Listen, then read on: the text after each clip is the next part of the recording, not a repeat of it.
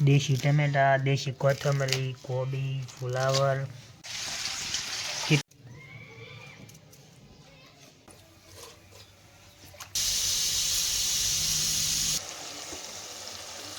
मजानी जो भाजी ने डिश थी गई है तैयार।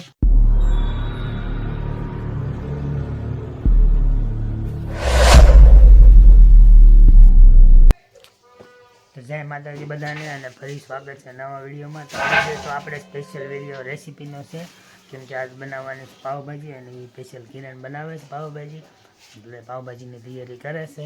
જો આજે સ્પેશિયલ પાવભાજી બનાવવાની છે। પાવભાજી બનાવશે એટલે તમારે રેસ્ટોરન્ટમાં મળે ને એવી બનાવશે।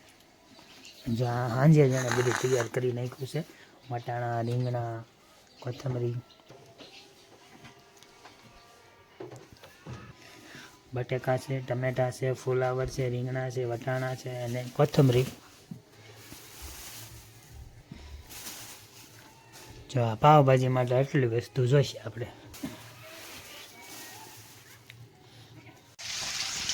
ई पाणी केम भर्યું ते? શાકભાજી સુધારે।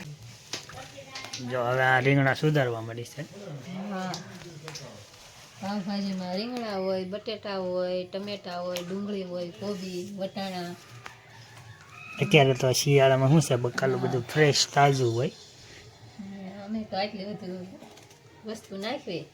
લીલી ડુંગળી છે, લીલું લસણ છે, લીલા વટાણા। હા, ધોઈને બાફી નાખવાનું।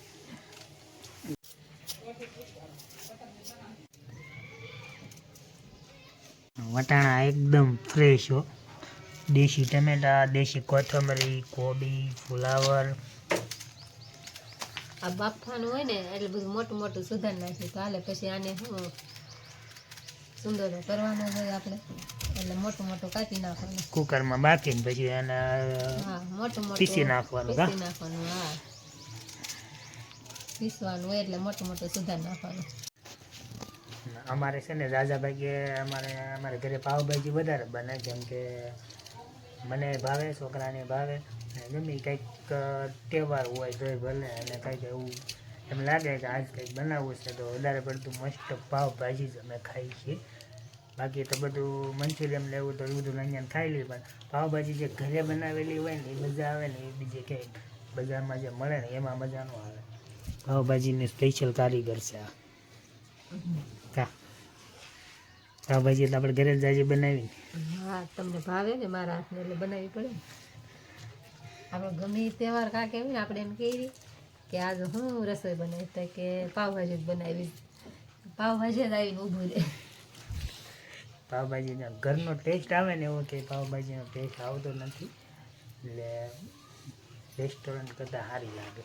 પાવભાજી મને ભાવે અને એને એટલી ભાવે। ભાવે ને તને? પાવભાજી ભાવે છે। હા, હું પાણી મૂક્યું ખાલી। કેમ? પાણી બફાઈ જાય એટલે ઓલા ઉકળી જાય પાણી, એટલે નાખી દેવાનું, મીઠું નાખીને બાફી નાખવાનું।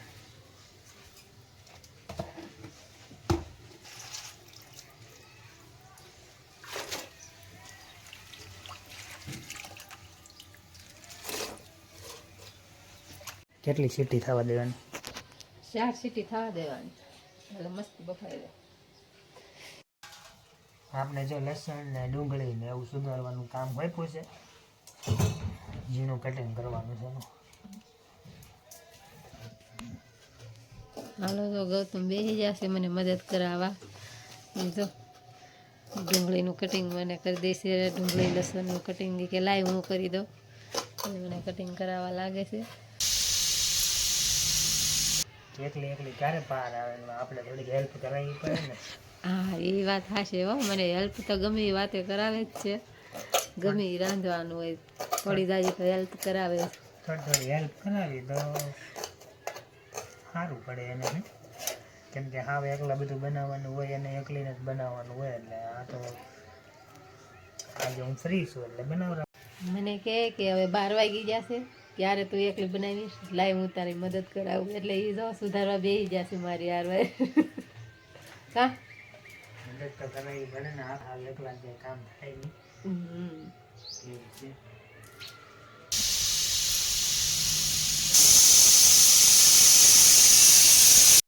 બધી શાકભાજી અત્યારે કુકરમાં સુધારીને બાફા મૂકી દીધી છે. એટલે આપણે ત્યાં સુધી બીજું કામ કરી નાખીએ. અહીંયા થોડુંક ટમેટા ને એવું સુધારવાનું બાકી છે. સુધાર નાખે કોથમરી ને એવું બધું.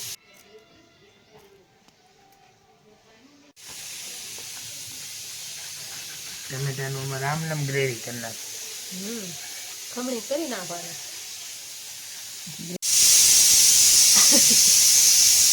શું થાય?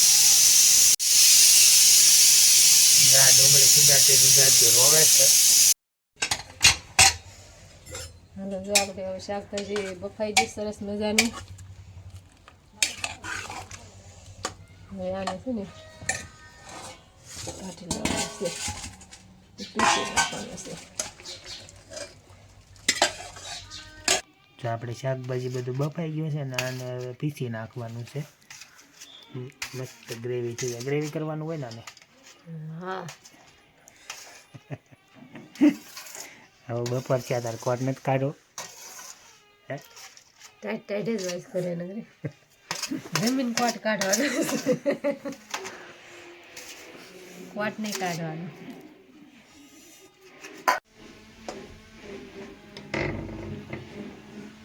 હવે જો આપણે આમાં લોહી મૂકી દીધું ને તેલ મૂકી દીધું છે ને આપણે ગ્રેવી બધા કરી નાખ્યા છે. ડુંગળીના ધાણા સુધા લીધા છે, ટમેટા, લીંબુ, વટાણા ને લસણ આદુની ટેસ્ટ.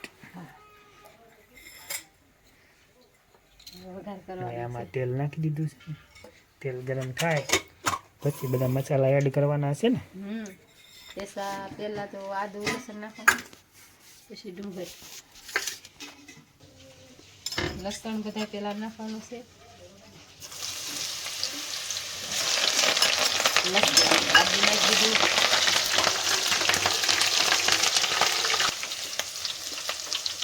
નાખી દીધી ડુંગળી.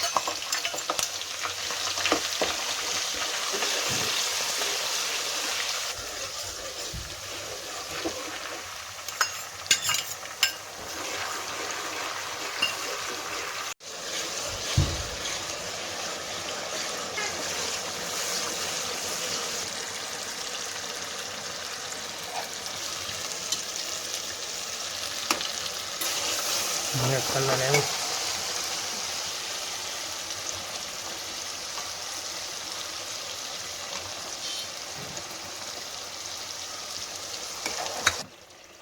ઉપેટ થોડોક બની જાય એટલે ઉપેટથી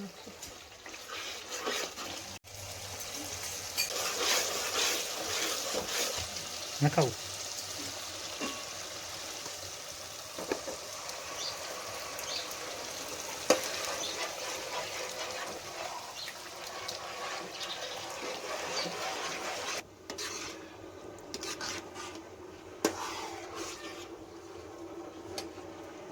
ખાલી ખાવાની છે. આશી કરી શકો ઘાટી છે જો.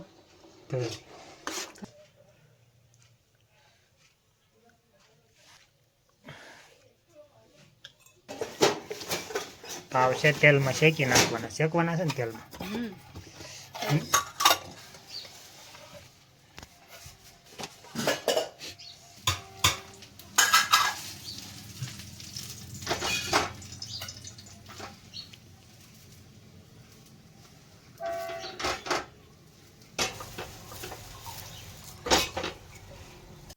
ડુંગળી સુધાર નાખી છે ને આરે છાશ છે. ચાલો પાવભાજીની ડીશ થઈ ગઈ છે રેડી. ને હવે બસ જો જમવા બેસી ગયા છીએ. છાશ પણ આવી ગઈ છે, ડુંગળી છે. પાવભાજી બનાવી નાખીએ અને બસ જમવા બેસી ગયા છીએ. જો તમને વિડીયો ગમ્યો હોય તો લાઈક કરજો, શેર કરજો અને ચેનલમાં નવા આવ્યા હોય તો સબસ્ક્રાઈબ કરજો. અને જો તમને પાવભાજીની રેસીપીનો વિડીયો સારો લાગ્યો હોય તો કમેન્ટ પણ કરી દેજો. તો સારું ફરી મળશે નવા વિડીયોમાં. તો બધાને જય માતાજી.